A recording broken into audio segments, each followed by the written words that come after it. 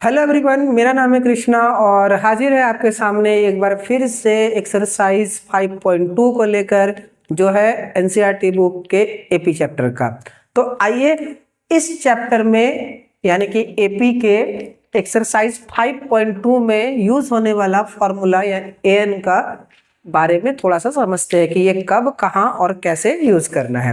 तो सबसे पहले ये फॉर्मूला है हमारे पास जो इस एक्सरसाइज में यूज होने वाला है, जिसको हम लोग एन का फॉर्मूला बोलते हैं। और अगर आप आर एस अग्रवाल बना रहे हैं या आर डी शर्मा बना रहे हैं या अदर कोई बुक बना रहे हैं तो कहीं कहीं पे एन के जगह पे वो टीएन भी लिख देता है। दोनों का मतलब सेम ही है, कंफ्यूज नहीं करना है कि सर ये टीएन बोल रहा है वो आप एन बोल रहे हैं तो इसमें कंफ्यूजन, ऐसा कुछ नहीं है। आप कृष्ण कहे, कान्हा कहे, कन्हैया कहे, जो बोलना है आप बोल सकते हैं, प्यार से सब सही, ठीक है। तो आइए देखते हैं। सबसे पहले हम लिखे हैं यहाँ पे ए का वैल्यू। ए क्या है, मेरा फर्स्ट टर्म है।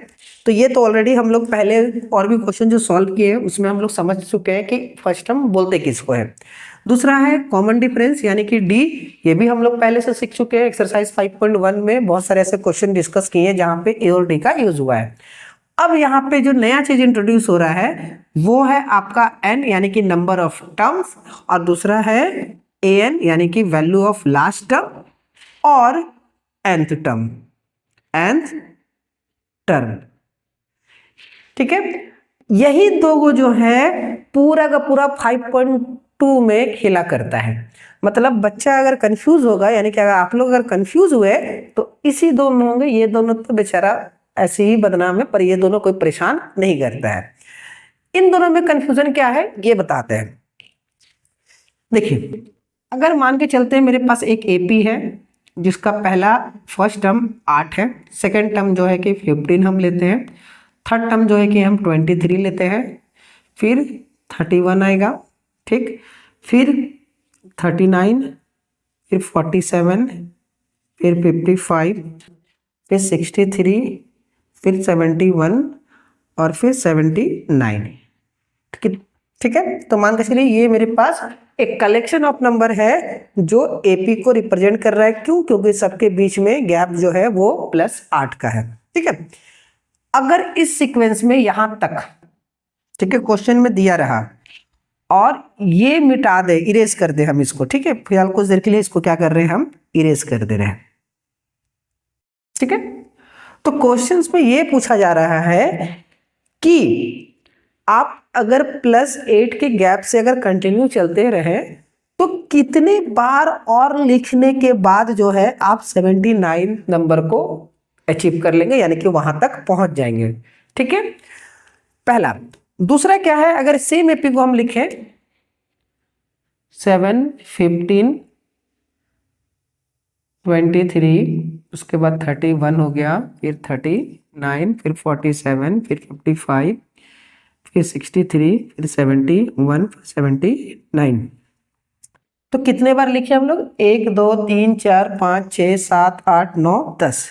तो यानी कि इसको हम लोग यहां से इरेज करते हैं और यहां लिख देते हैं, और यहां लिखते हैं अप टू 10th टर्म। अब समझना है दोनों में अंतर क्या है। पहला क्वेश्चन क्या बोल रहा है कि अगर 8 का गैप से हम चलते रहे तो कितने बार लिखने के बाद हम 79 तक पहुंच जाएंगे। और दूसरा क्वेश्चन ये बोल रहा है कि इसी 8 का गैप को अगर हम कंटिन्यू करते चले तो 10 बार लिखने के बाद कौन सा नंबर आएगा। बस मैं कि पहला मेरे पास नंबर दिया हुआ है, यहाँ पूछ रहा है कितने बार में आएगा, और दूसरा में ये बोल रहा है कि भाई ये नंबर है और आपको 10 बार चलना है, तो कहाँ पहुंचेंगे, किस नंबर के पास पहुंचेंगे, वो हमको पता करना है, बताइए। तो इसमें जो है पहले वाले क्वेश्चन में क्या बोल रहा है कि 79 तक हम पहुंच गए हैं, कितने बार में पहुंचे ये बताना है। तो कितने बार मतलब नंबर ऑफ टर्म्स, कितना टर्म्स यहाँ पे लिखना पड़ा। तो पहले वाले क्वेश्चन में हमको निकालना है n का वैल्यू।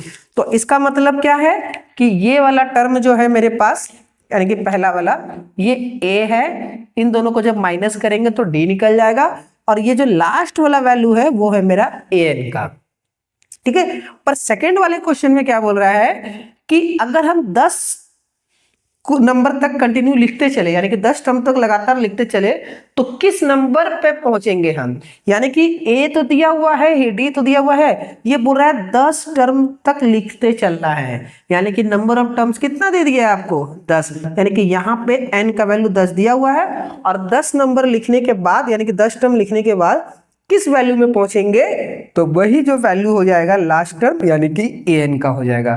तो यानी कि इस क्वेश्चन में हमको निकालना है एन क्या होगा।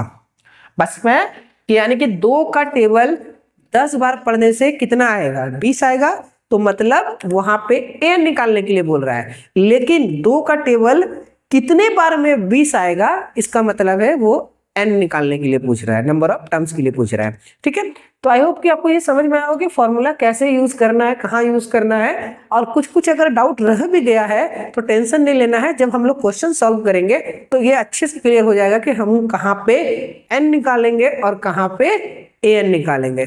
ठीक है, तो मिलते हैं अगले वीडियो में इस एक्सरसाइज यानी कि 5.2 का क्वेश्चन नंबर 1 के साथ में। Thank you.